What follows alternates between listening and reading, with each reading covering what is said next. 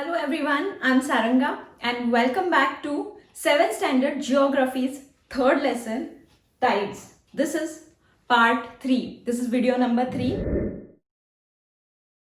In first two videos, you can see the first two videos. I've sent the link in the description.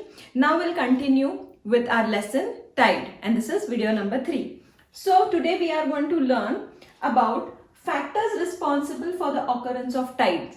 Now we learned about tide, right? What are tides? Then what is centrifugal force? What is gravitational force? Now we have to understand why tides occur. What are those factors? Those are responsible for tides. I've written them down here. This is in your textbook also. The gravitational pull of the moon and the sun as well as that of the earth. Now the gravitational pull of the moon, the sun. Now you have to understand, like earth has gravitational force, the moon and the sun also has gravitational force. The only difference is earth's gravitational force is more powerful as compared to moons and sun, is away from the earth as compared to moon. Moon is closer to earth and then sun is little far away from the earth. So the moon's gravitational force to some extent is responsible for tides, because moon's gravitational force is pulling the things from the earth, and since the earth has maximum, earth is filled with water, okay, 75% they say that the earth is made of water. So the water gets little bit pulled by the moon. But again, the earth's gravitational force is more powerful. That's why the water does not go out of the earth. It remains there only. But of course, it gets pulled to some extent. Now, when does it get pulled? That also we'll see. Then the second reason, revolution of the earth around the sun and the indirect revolution of the moon around the sun. Now, in the last lesson, we saw that the earth is revolving around sun, correct? At the same time, moon is revolving around earth. Now, this is sun, this is earth, and say this is moon. So, as earth is revolving around the sun, moon is revolving around earth, and when the earth is revolving around the sun, moon is also revolving around the earth. So indirectly what happens? Moon is also revolving around the sun. How? Because the moon is revolving around earth and earth is revolving around moon. So as it is revolving, it goes with the earth around. So this is how indirectly, so this is also one of the reasons why tides occur, because again the same gravitational pull. Now the third one is centrifugal force generated due to the rotation of earth. In the last video we saw that there were some activities given by wriggling of the key, or maybe other taking water in the jar and then twisting the jar. So all these things, what are they telling us? That anything that is forced like this, it can be thrown outside. So when anything is rotating, anything set on that thing can be thrown outside. The same way, earth is rotating. So when the earth is rotating, a force is created and things can be thrown outside. That is centrifugal force. So the centrifugal force is also responsible for tide. Okay. So when the earth is rotating, the water also can be thrown outside. But since again, I'm telling you, earth's gravitational force is more strong. That's why it does not get thrown outside. Things are not thrown outside. Everything stays on earth itself. Now I'll explain you with the help of diagram. Okay, now let's go further and try to understand 3.6. Figure number 3.6, occurrence of tide. So this kind of a figure is there in your textbook. Okay, don't mind with the diagram, but as long as you're going to understand. So we can see a circle inside and an oval shape outside. So this circle is earth. Okay, we'll try and understand what all these things are. This is earth, this is north pole. That means we are watching earth from the top. Okay, we are watching it from the top. So this is north pole. Now these sides are actually, this is the coastal area. Let's say that this is coastal area, and here there are high tides and these are low tides. Okay, the moon is here. Because the moon is here, this side of the earth will have high tides. remember this, wherever the moon is, because the moon has gravitational force, it is pulling. Okay, now due to the gravitational force, we saw that tides occur. So high tides are wherever the moon is going to be. Also, you have to remember, wherever there are high tides, on the 90 degree, there are going to be low tides. On the 90 degree position of the earth, there are going to be low tides. Now, another thing you have to remember is, whenever there are high tides, whichever position, whichever side of the earth, there are high tides, opposite side also experiences high tide. High tides occur on the opposite side also. It's not like high tides are here and 90 degree high tides are here. No. When there are high tides here, opposite side of the earth, whichever the countries are, they also have high tides at the same time. 90 degree has low tides and the opposite side of the earth has low tide. Okay, this you have to remember. So these are the explanations, or these are the high tides, low tides. High tides are because the moon is here. The moon, whichever side the moon is facing, whichever side of the earth the moon is facing, that side of the earth is going to have high tide, opposite is going to have high tide, 90 degrees is going to have low tide. Okay, so I hope this is very simple explanation, a very simple diagram. If you are asked to draw this in your exam, occurrence of tide, when you understand this, look at it, you will understand it, and it's very easy. Once you understand it, you don't have to even practice. You will draw it on your own. Now let's go ahead. Okay, now moving further, we are going to talk about types of tides. Now you saw what are tides, okay? What are the reasons for the occurrence of tide, that also we saw. Now we have to see how many types of tides are there. There are two types of tide, spring tide and nip tide, okay? Now one more thing you have to remember. Usually, now we already saw the duration, the cycle of tides, 12 hours, 25 minutes, right? But every 12 or 25 minutes, there is no new moon or full moon day. New moon and full moon day occurs every 15 days, right? When the moon is on the quarters. So that I'll draw and I'll explain that to you. But you have to remember that the highest high tides are also there. Means normally when the tides are there, during the new moon day and full moon day, those high tides are little higher than the usual tides. So how does that happen? That also we'll see. Okay, now we are going to see what is spring tide. So now, like I've drawn here, earth, moon and sun.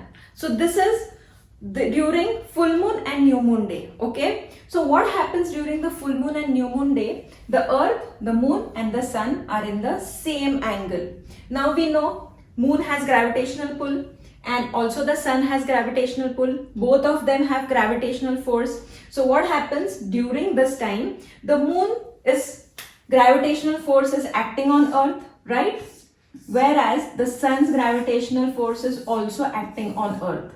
So there are two bodies who are acting on earth at the same time. That's why the high tide during this time is more higher as usual to the usual high tides. So the high tides are higher than the regular high tides. Okay, when does that happen? When the earth, the moon and the sun are in the same line. Now we are going to see what are neap tides. Now remember, when the moon was here, what was it? It was spring tide. Okay, now the moon is going to move further and it is going to come to its first quarter. This is the first quarter. Quarter means what?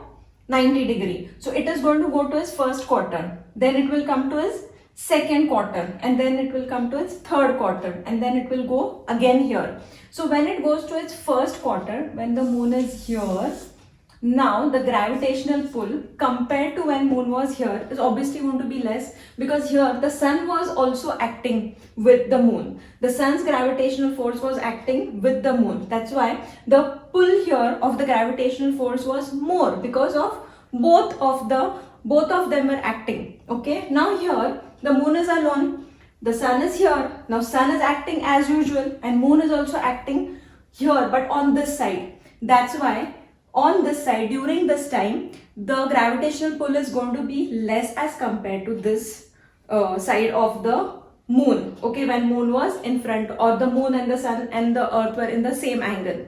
This time, this high tide is going to be comparatively less, and that is called neap tide. Okay.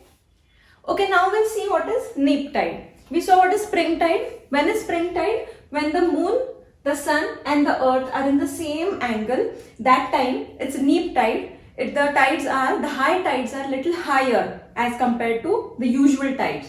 Now what are the other tides?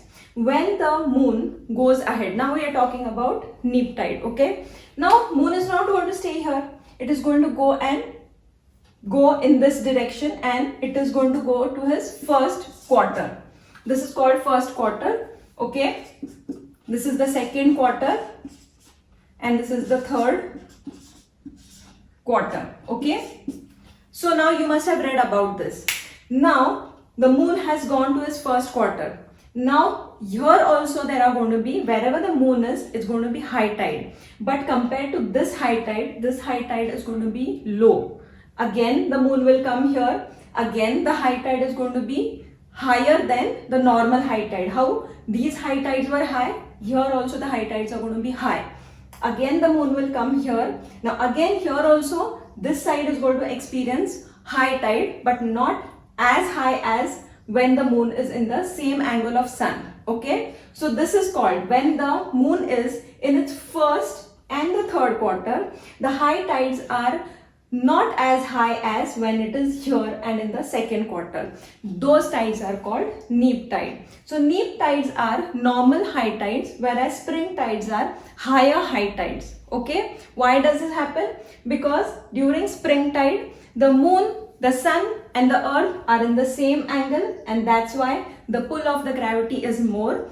Whereas during the neap tide, the moon is on its first quarter and its third quarter, and that's why the pull of gravity is not as high as when it is here. That's why these tides are high tides, a little lower tides, you can say. So those are called neap tides. So I hope this topic is clear. Now we'll move on further. Okay, now moving on to the next topic, effects of tides. Now there are effects of tide. Obviously anything that happens, there has to be some effects. So there can be good effects, bad effects, both. There are good effects also, bad effects also. But we'll see what is given in the textbook on page number 12.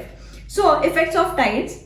With the high tide, fish moves into the creek and this helps fishing activity. So what happens when there are high tides? The fishes go into the creeks and it is very easy for the fishermen for fishing activity. Then the tides clear the waste and hence the coast becomes clear. So when the high tides occur, they take all the dirt with it and the coastal area is clean. But here I will say that there is a bad effect also. If there is a good effect that the coastal area, the coastal line is getting cleared or the beaches are getting cleaned, but the sea is getting dirty because all the dirt is going in the sea. So this is a bad effect, I would say. Both. Port do not get filled with sediments. So the ports also do not get filled with sediments, okay? This is also one of the effects. Ships can move up to the port during high tides. So when there are high tides, the water is obviously coming little closer to the coastal area. So even the ships can come closer to the port. During high tide, seawater can be stored in salt pan from which salt can be obtained. We know that we get salt from seawater. And how do we get it? Huge pans are kept, salt pans. There are huge pans. Now practically we cannot take the water from in a bucket or maybe in some tanker or something and pour it into the pan. So practically it's not possible. So how does it work? When there are high tides, the water gets collected in the pan and slowly the water goes inside, but the pans are filled with water. So those pans are useful, okay? So this is how it helps for the salt pan also. The tides force can be used in generating electricity. So there's a lot of force in water, so it can be used in generating electricity. The lack of an understanding of timing of high tide may cause accidents to swimmers entering the sea. Now this is a very, very bad effect, okay? Here. Why? Because a lot of people, without knowing whether today there is going to be high tide or low tide, they go for swimming. So never do this. Always inquire to the locals and all and then go for swimming. Lot of accidents occur during this time, okay? Then the tides help in maintaining the mangroves and the coastal biodiversity. This is obvious. There are a lot of plants, small plants, shrubs and all. So the high tides are going to help these plants and all to grow properly. Okay, so these are the effects what are given in the textbook, but you can write your own effects also if you know. Now timing of the tide changes daily. Now we know that the high tide and low tide occur daily, right? After every 12 hours 25 minutes. Now the timing is changing. Why is this timing changing? You know, because of this 25 minutes. Now if there's a high tide at 6 o'clock in the morning, the next tide is going to be 6 o'clock in the evening if the cycle of the tide was 12 hours. So exactly every 12 hours the tides occur. But this does not happen because there are 25 extra minutes. So this 25 minutes takes the time 25 minutes further. So again from that time to 12 hour 25 minutes, again 25 minutes further. So that's why, obviously this is a very simple calculation, I don't have to explain. That's why the timing of the tides changes daily. So I hope you have understood this topic. Today we learned types of tides, the spring tide, neap tide, then effects of tide and timing of the tides keeps changing daily. So I hope you have understood. Now I'll see you in the next video. Thanks for watching.